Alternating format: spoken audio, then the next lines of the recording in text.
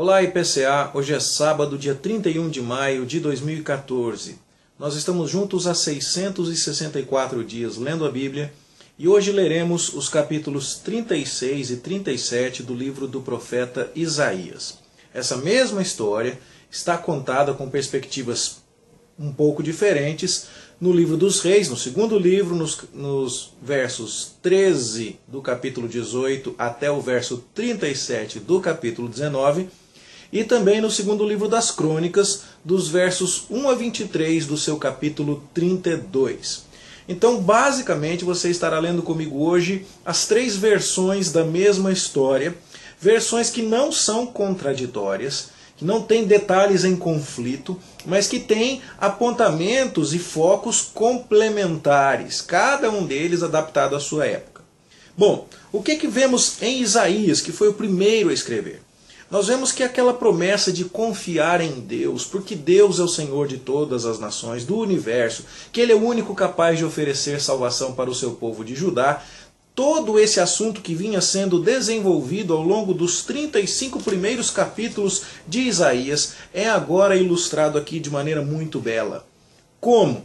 Quando Deus livra o enfraquecido reino de Judá das mãos do fortalecido império assírio.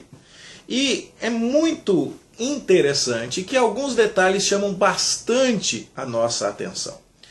O que está sendo narrado aqui coloca Ezequias em franco contraste com seu pai Acás. Você leu lá no livro das Crônicas que Acás fechou as portas do templo e Ezequias reabriu. Que Acás construiu altares nos lugares altos para os ídolos, que Ezequias destruiu.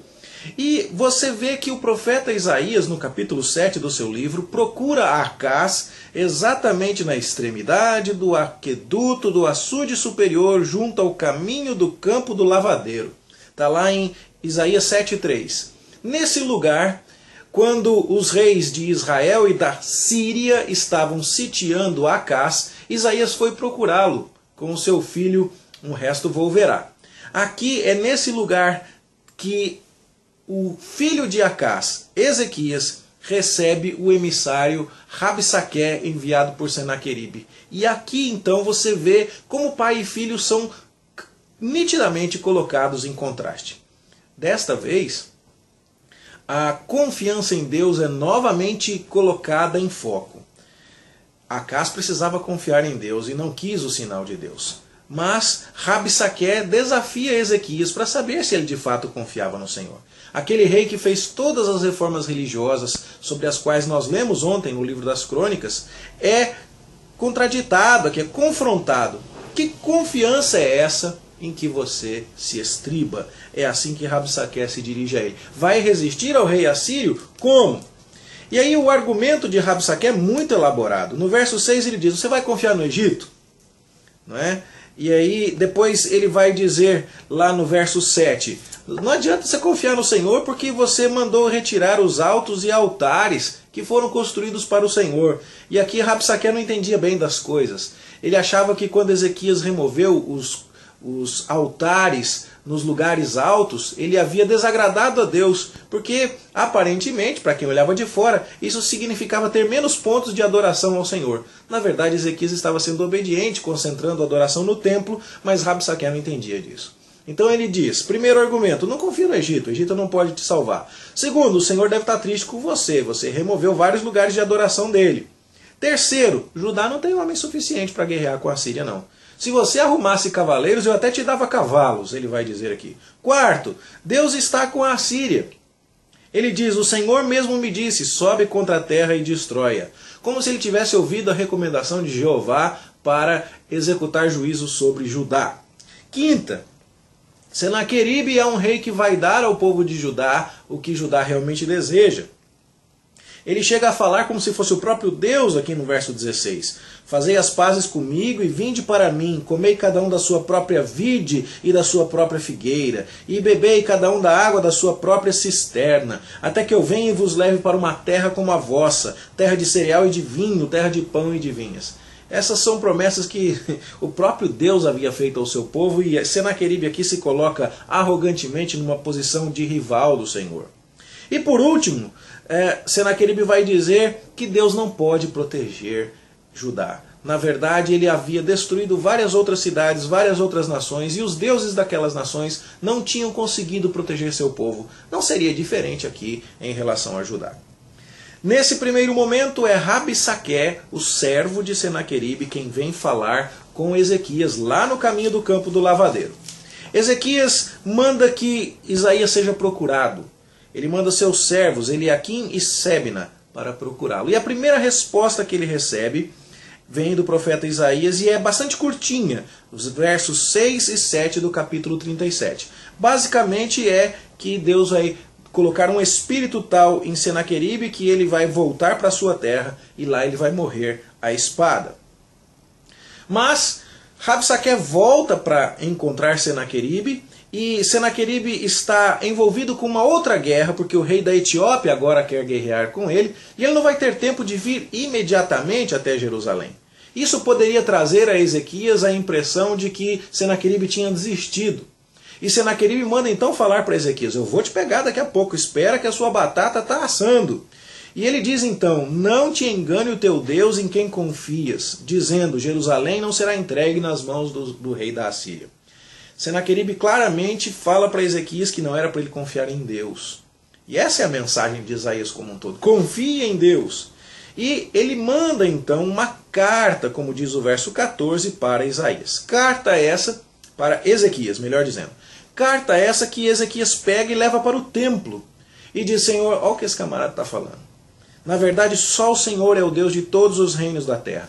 É verdade, os assírios andaram fazendo uma faxina e queimaram os deuses de várias nações no fogo. Mas eles não eram deuses. O Senhor é. Livra-nos para que todos os reinos da terra saibam que só tu és o Senhor. Vem agora a resposta de Deus outra vez. E agora não vem uma resposta geral, sumarizada, resumida. Vem uma resposta bem detalhada que abrange os versos 21 até o verso 35 do capítulo 37. E a resposta de Deus é que Senaqueribe blasfemou contra ele, que Sião vai zombar dele, que Deus vai proteger aquela cidade, que na verdade tudo que Senaqueribe está fazendo foi planejado por Deus desde muito tempo atrás, desde os dias remotos, que se Senaqueribe conseguiu atacar cidades fortificadas de Judá antes, isso tudo foi porque Deus quis, diz o verso 26. Na verdade, os assírios eram basicamente um machado na mão de Deus, como nós já lemos em Isaías capítulo 10. E então, por conta disso, Deus envergonharia Senaqueribe. Aquele homem que costumava pôr um anzol nos lábios dos seus inimigos, um freio na boca, um anzol no nariz, um freio na boca dos seus inimigos. Agora ele teria da parte de Deus esse mesmo destino. Ele voltaria envergonhado para a sua terra. E então todo o mundo saberia que há Deus em Israel. O zelo do Senhor dos Exércitos faria isso. Então, fiquem tranquilos. Senaqueribe não vai entrar aqui, não vai tirar uma flecha contra essa cidade. E o desfecho da história nos vem narrado nos versos 36 a 38, quando ele de fato perde 185 mil soldados de uma única vez, numa única noite, e então é forçado a voltar para sua terra, onde tempos mais tarde seus filhos vão matá-lo à espada, como Deus havia profetizado por Isaías. A mensagem disso nos dias de Isaías, que foi a primeira testemunha e o primeiro a registrar isso, é clara. Vocês podem confiar no Senhor, porque Ele vai livrar vocês do jeito que Ele vem falando. Acas não acreditou nisso, mas Ezequias confiou e veja o que aconteceu. Deus cumpriu cada uma das suas palavras. O Senhor é a salvação. Esse é o nome de Isaías. Você pode confiar nele. É claro que os fatos posteriores, que vamos ler amanhã e na semana que vem, melhor dizendo, os fatos posteriores mostrarão que o povo ainda vai dar uma certa escorregada nessa confiança e vai acabar parando no exílio. Quando o povo está no exílio, é que o livro dos reis é escrito para demonstrar a falta de confiança que o povo exibiu em Deus. E essa história, quando recontada em termos das atitudes dos reis, é relida no livro dos reis. Nós temos aqui uma informação relevante que não está registrada lá em Isaías, que é o fato de que Ezequias mandou tributo para Senaqueribe na tentativa de detê-lo e não permitir que ele viesse até Judá para sitiar a cidade. Ezequias manda esse tributo despojando o templo, o que não é uma atitude certamente de grande confiança no Senhor. Não é? Isso não é mencionado lá em Isaías, é mencionado para nós aqui no livro dos Reis. E é dito inclusive que ao despojar o templo, Ezequias mandou esse grande tributo para Senaqueribe na tentativa de comprar a sua paz. Nós já vimos que Isaías fala do rei que procedeu com perfídia, porque aceitou o tributo, mas depois violou a aliança. Nós lemos isso recentemente em Isaías, e é o fato do que está bem registrado aqui, isso que aconteceu. Não há maiores divergências entre esse relato de Reis e o relato de Isaías. E a ideia básica é mostrar aqui no livro dos Reis como se processavam essas relações internacionais, coisa que não está muito no foco de Isaías, que é inspirar a confiança em Deus. E destacar basicamente os aspectos positivos da confiança de Ezequias, que no entanto, antes de confiar de maneira mais plena, deu essa escorregada aqui, despojou o templo e mandou tesouros para o rei assírio.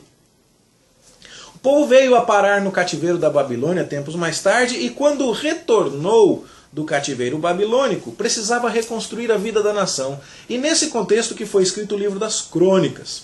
O livro das Crônicas nem fala nada sobre o reino do norte, se concentra no reino do sul e nos conta algumas particularidades aqui. Ele fala no capítulo 32, no verso de abertura, que foi depois da fidelidade de Ezequias ao reconstruir, reerguer o templo, não é? Na verdade o templo não estava destruído, estava fechado. Ou seja, ao reinaugurar o templo, ao promover a festa da Páscoa, ao chamar o pessoal do Reino do Norte, coisa que a gente viu ontem, Ezequias fez coisa que há muito tempo não acontecia no reino de Judá. Desde o tempo de Salomão nós falamos sobre isso. Mas foi depois desta fidelidade que aconteceu a chegada de Senaqueribe. O cronista está preocupado em mostrar que fidelidade não é sinônimo de vida mansa. E isso é importante porque as pessoas precisavam agir com fidelidade para reconstruir a vida da nação e, no entanto, teriam muitos desafios. Mas esses desafios precisavam ser encarados. E aqui nós vemos no relato de Crônicas coisas que não nos foram ditas em nenhum dos relatos anteriores. Que Ezequias tapou as fontes de água fora da cidade, para que Senaqueribe não achasse água com facilidade, que ele canalizou água para dentro de Jerusalém, que ele construiu muros, que ele multiplicou armamentos, que ele tomou as medidas dele. E isso por quê? Porque a mensagem de Crônicas é diferente. No caso de Isaías, Isaías quer mostrar que a confiança em Deus é a única alternativa de Judá. Então as medidas humanas que Ezequias tomou não são enfocadas. Mas no caso de Crônicas, a ideia é mostrar: confiem em Deus e façam a parte de vocês. Portanto, as medidas humanas de Ezequias são destacadas agora. Ele fez muita coisa boa. Tapou os poços para o lado de fora para dificultar a vida do rei assírio, fortificou o muro, construiu armamentos, discursou, falou o coração do povo, fez toda a parte humana dele. A gente viu em Isaías que quem deu a vitória foi Deus, e o cronista também coloca que quem deu a vitória foi Deus. Mas ele quer contar essa história para motivar os seus leitores à ação. Então ele mostra o que foi que Ezequias fez. Veja, cada um que contou a história a contou com uma finalidade diferente. A história é a mesma, mas há uma certa seletividade nos fatos, dependendo da intenção inspirada do escritor bíblico. Isso é totalmente natural para nós. O relato do que aconteceu é bem mais resumido em Crônicas, tá certo? Mas a descrição é do mesmo fato. Porém, a aplicação é um pouco diferente. No final da história de Crônicas, você vai ver que muita gente trazia presentes a Jerusalém, ao Senhor, e coisas preciosíssimas. As pessoas entenderam que o Deus de Israel era o Deus verdadeiro, o Deus adorado em Judá, naquele templo, e trouxeram presentes ao Senhor naquele templo. Era exatamente isso que o cronista desejava destacar, que era hora de oferecer tributos, de trazer presentes, ofertas ao Senhor para que se tivessem os recursos necessários para a reconstrução do templo. E assim você tem 3 vezes a mesma história, com algumas particularidades diferentes dependendo do seu objetivo. Eu espero que isso tenha inspirado você. É de fato uma história maravilhosa, belíssima. E há muitos detalhes curiosos a respeito disso na arqueologia. Senaqueribe escreveu sobre isso para nós também, e esses registros chegaram até nós. Ele conta de fato que destruiu 46 cidades de Judá. Ele conta de fato que recebeu o tributo de Ezequias, mas ele não conta que os seus soldados morreram na porta de Jerusalém. Ele diz apenas que deixou Ezequias trancado em Jerusalém como se tranca um pássaro na gaiola. Mas ele não contou o resto da história. É claro que não. E é por isso que a Bíblia é um livro tão maravilhoso, porque ela nos fala inclusive das derrotas do povo de Deus e atribui essa derrota ao próprio pecado do povo. Ela escreve sobre os erros da nação de Israel para que nós aprendamos com eles. Senaqueribe estava só interessado em celebrar a sua glória e por isso não registrou essa derrota. Isaías, o cronista, o autor de Reis, estão interessados em celebrar a glória de Deus e por isso eles nos contam quando Deus vence, quando Judá fracassa. E é por isso que nós cremos nesse livro tão maravilhoso. Esperamos que isso tenha abençoado a sua vida e que esse estudo realmente aqueça o seu coração como aqueceu o meu.